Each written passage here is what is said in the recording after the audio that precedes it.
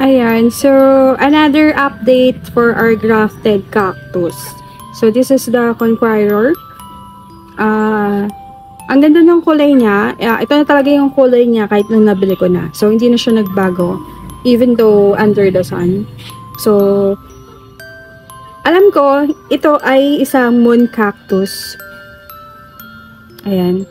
So, kung babalikan niyo yung vlog ko nung nagde-grab ako, is,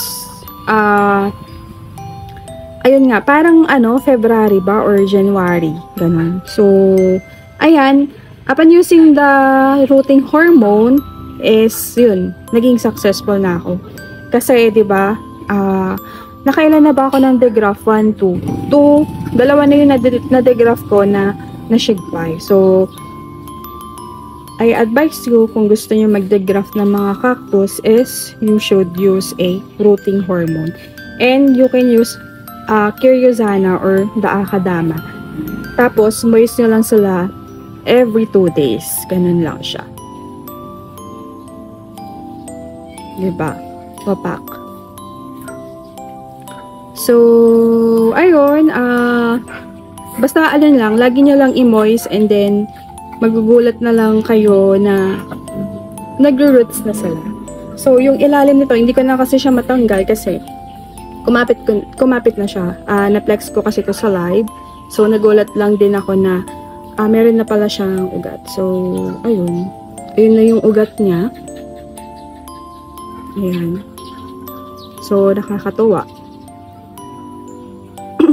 So, pag nagde-graft din kayo, ibabad nyo 3 minutes sa Titan or any kind of fungicide. Babad nyo lang dun ng 3 minutes as in nakababad po ito sa solution. So, hindi spray, babad. Ayun. Kasi para ma-prevent yung pagpupunggus nila doon sa pinutol mo. So, ayun. You could go back to my blog ng grafted cactus. So, actually, the grafted cactus nga, kaya nga siya ginagawa is to have a bigger size na mga gymnocalycium and mag-produce ng babies. So, ganun po siya. Ayan. So, may nakikita ko mga grafted cactus ko na ang ganda nila, pero wala akong plano na mag-degraft kasi matrabaho din. At saka ang hirap mag-degraft. Pag pangit yung pagkahiwa mo, pwedeng mamatay din yung mother plant. So, ayun, shinare ko lang, nakakatawa na nag-success ako and ito na po. Ito na siya.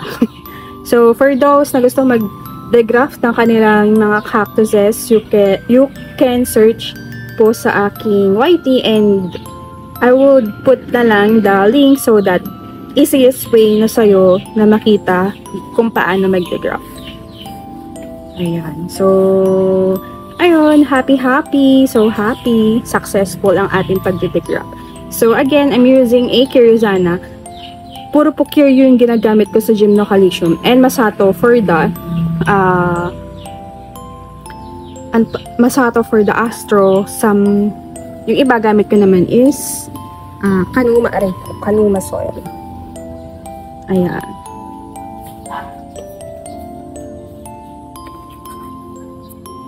So, yun lang. You have to be masipag mag-moist talaga sa gymnocalycium. So, that's all for today. Thank you for watching at Everything Nice at Peach Succulent Love. This is your nurse, Plantita saying, God bless po at lagi mag-ingat.